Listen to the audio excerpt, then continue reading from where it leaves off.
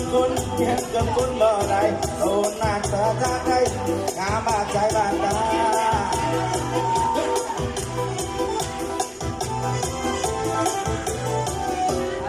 เบิ่งไปคนไหนกันไงดีล่ะเบิ่งไปคนไหนกันไงดีล่ะ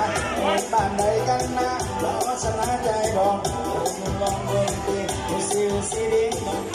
เอาลองเบิ่งตีสิดิ้งลองมาพบกับบอกร้องในชอบช้า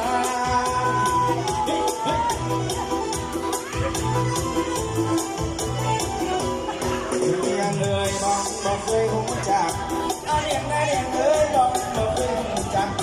กดยากสักเดินเกินรักตามกันงานเดินอยู่มือองชายต้องลุกเรือบังน้ำมันเพื่อบัง